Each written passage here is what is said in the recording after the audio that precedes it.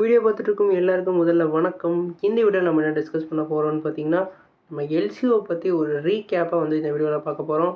கைதியிலேருந்து விக்ரம் வரைக்கும் இந்த படத்தோட கண்டினியூட்டி ஒரு ஃபாஸ்ட் ரீகேப்பாக இந்த வீடியோவில் பார்க்க போகிறோம். அதுக்கு முன்னாடி நீங்கள் இந்த சேனல் புதுசாக இருந்தால் இந்த சேனலை சப்ஸ்கிரைப் பண்ணி பெல் ஐக்கனோட கிளிக் பண்ணி வச்சுக்கோங்க. வாங்க நம்ம வீடியோக்குள்ளே போகலாம்.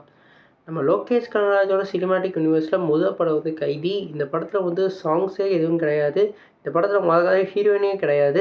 இந்த படத்தை வந்து ஒரு ஃபுல் ஃப்ளெஜ்டாக ஒரு நைட்டு ஸ்டோரியாக வந்து எடுத்திருப்பாரு. இந்த படம் தான் வந்து எல்சியோட ஆரிஜினாக இருக்குது.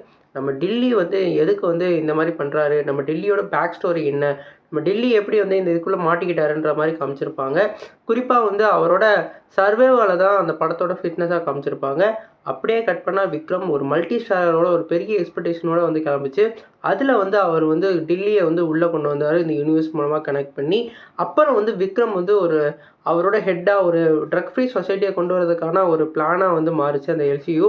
அதுக்கப்புறம் வந்து அந்த விக்ரம்லேருந்து அப்படியே லியோவுக்கு கன்வெர்ட் பண்ணி லியோவில் வந்து விஜயை வந்து அழைக்கிற மாதிரியான சீக்வன்ஸாக இருக்கும். நீங்களும் வாங்க ட்ரக் ஃப்ரீ சொசைட்டியை இன்னும் நிறையா வந்து இண்டஸ்ட்ரியை கொளுத்தணும், இன்னும் நிறையா கொளுத்த வேண்டியது இருக்குது பார்த்திபன்னு சொல்லிட்டு கிளைமேக்ஸில் முடிப்பாங்க.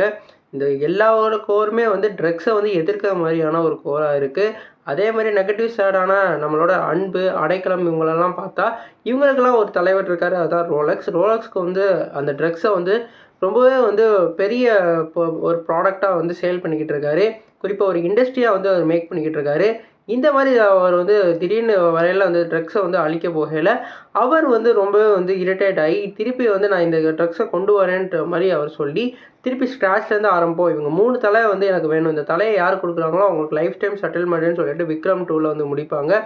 இப்போ வந்து எக்ஸ்பெக்டேஷனில் வந்து கிளம்பிச்சில் வந்து கைதி 2 தான். இந்த கைதி 2ல் வந்து நம்ம விக்ரமில் உள்ள கேரக்டர்ஸும் அதே மாதிரி நம்ம ரோலக்ஸில் உள்ள அவரோட கெட்டவங்களில் வந்த கேரக்டர்ஸும் லியோவில் உள்ள கதாபாத்திரங்களும் உள்ளே வர்றதுக்கு வாய்ப்பு இருக்குது.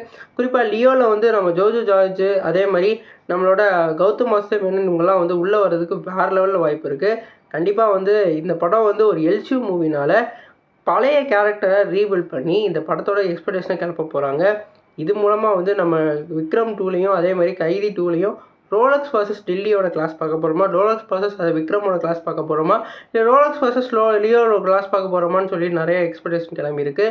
நம்ம லோகேஷ் கனகராஜ் சொல்லல இதை பற்றி நிறைய ஐடியா எழுதி வச்சாச்சு. ஃபஸ்ட்டு வந்து நம்ம கைதி 2 தான் டேரெக்டாக போகிறோம். இன்னும் ப்ரொடக்ஷன் ஒர்க் வந்து ஆரம்பிக்கல. இந்த படத்தோட முடிச்சதுக்கப்புறம் அந்த படத்தோட ஆரம்பிப்போம்னு சொல்லியிருக்காங்க. கண்டிப்பாக இந்த வருஷத்தையும் இந்த படத்தோட ஷூட்டிங் ஆரம்பிச்சிருவாங்க.